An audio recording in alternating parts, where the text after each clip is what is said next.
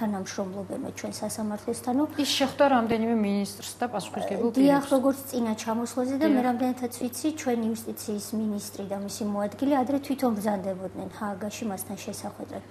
ეს აზრთა და ინფორმაციათა გაცვლა გამოცვლა მას ათქვენებს იმას, რომ ხელისუფლება კარგად თანამშრომლობსო ჩვენ სასამართლოსთანო.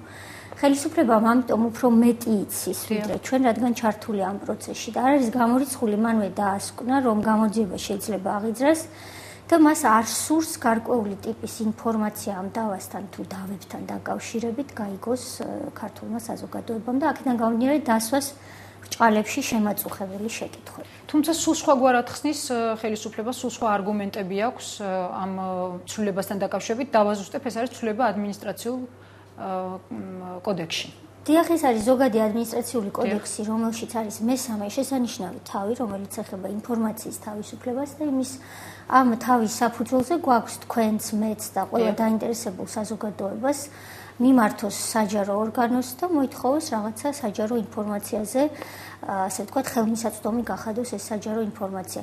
დღეს კანონმდებელს აქვს იმის მცდელობა, რომ ის აკრძალოს ამ დავებთან მიმართებით. ქალბატონო, საინტერესოა ეს აკრძალვა თვითონ პრაქტიკაში როგორ უნდა გახორციელდეს. მაგალითად, მე ერთმა რიგითმა მოქალაქემ რაღაც საკითხის გამო ვუჩივლე, ვთქვათ, ხელისუფლებას სტრასბურგის სასამართლოში.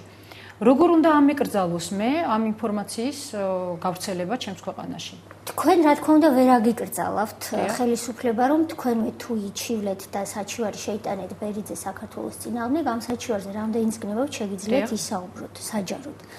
მაგრამ ის რაც თქვენ არ გეცოდინებათ არის მიმოწერა მთავრობისა სტრასბურგის სასამართლოსთან, რომელსაც სტრასბურგი ასლების სახით კი გამოგიგზავნით, მაგრამ საჯარო საზოგადოებისთვის არ იქნება თქვენ რომ მოგმართოთ ვთქვათ თუ გამომიგზავნის მე ხომ შემიძლია ეს საჯარო გავხადო თქვენ შეგიძლიათ გახადოთ საჯარო მაგრამ თქვენ თუ არ გახდით საჯარო მე ვინც თქვენ არ გიცნობთ როგორ უნდა მოვიპოვო ეს ინფორმაცია მე შემიძლია მიმართო საჯარო დაწესებულებას და ვუთხრა რომ მაგრამ მე შემიძლია გავავრცელო პრესაში ვთქვათ ეს შეგიძლიათ თუ თქვენი ნება იქნა მაგრამ თუ თქვენი ნება არ არის იმიტომ რომ არ მოისაზრებთ რომ თქვენი ვთქვათ საქმე გახდეს საჯარო ბჭობის საგანი მაგრამ მე ვთქვათ ჟურნალისტს მაინტერესებს ეს საქმე მე უნდა შემეძლოს მივმართო არა ჩვეულებრივ მოქალაქეს როგორც თქვენ იქნებით არამედ საჯარო დაწესებულებას ასეთია კანონით დადგენილი ნებისმიერ ქვეყანაში წესი რომ მე კერძო პირს კი არ უნდა მივმართავდე მომეცი რაიმე ტიპის ინფორმაციაო შენს შესახებ არამედ უნდა მივმართო საჯარო დაწესებულებას რომელსაც აქვს მოვალეობა ეს ინფორმაცია გასცეს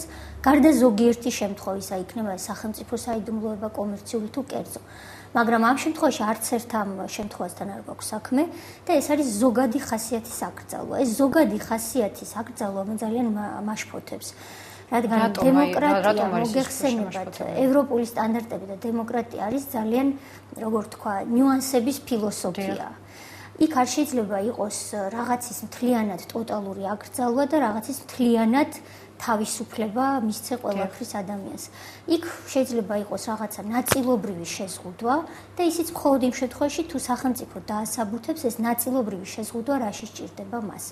დღეს ამ კანონპროექტს ახლავს თან თქვენ მოგიწოდებთ ამ განმარტებით პარადს გაეცნოთ არის აბსოლუტურად არაფრის მთქმელი.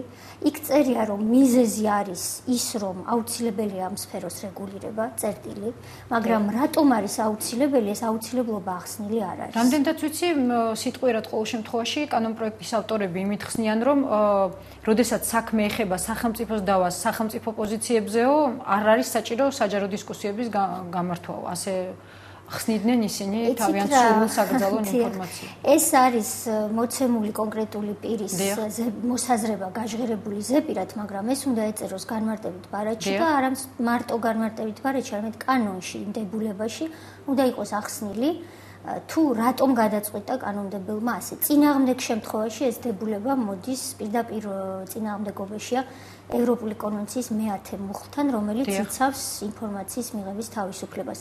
და ჩვენ იმან შეგვაშფოთა კიდევ რომ გარდა იმისა რომ ზოგადი ხასიათისაა ეს აკრძალვა თუ კი ვინმე მოქალაქე ჩვენი შემდეგ ამ დებულებიდან გამომდინარე დავას წაიღებს სტრასბურგის სასამართლოში ამ დავას ან დავებს ექნება გამარჯვების სერიოზული შანსი და ცნობილი თეორია არსებობს დღეს ჩვენს ქვეყანაში, რომ ხელისუფლებას ძალიან უყვარს თავისი სამშობლო და ოპოზიციას არც თუ ისე ძალიან.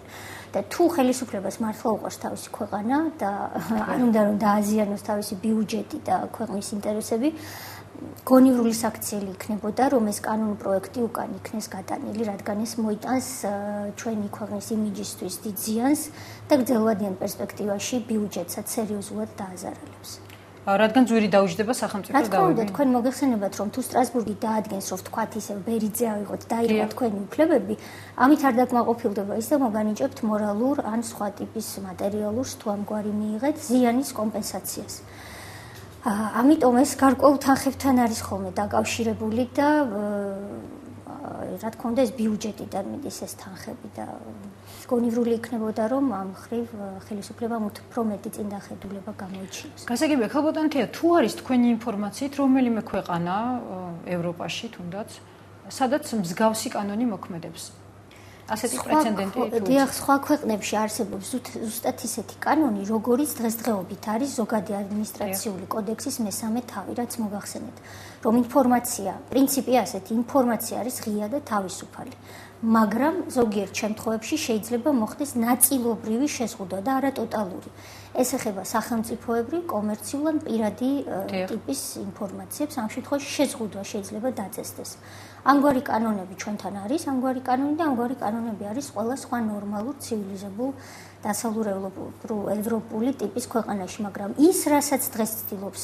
საპარლამენტო უმრავლესობა, ამგვარი ზოგადი ხასიათის კიდევ ერთხელ ვიმეორებ აკრძალვა, ჩემი ინფორმაციით სხვა ქვეყნებში არ არსებობს. ხალბატონთია, გვაქვს თუ არა ჩვენ უფლება, მე არ მაქვს ინფორმაცია ამის შესახებ, საჭიროების შემთხვევაში, როდესაც ეს თვითონ ქვეყანაში აკრძალულია, გამოვითხოვოთ ინფორმაცია თვითონ საერთაშორისო სასამართლოებიდან. ისინი თუ მათ თუ აქვთ უფლება, რომ გაასაჯაროონ მათ ხელში არსებული ინფორმაცია. დიახ, ძალიან კარგი შეკითხვაა. თვითონ სტრასბურგის სასამართლოს და ჰააგის სასამართლოსაც მიაჩნიათ, რომ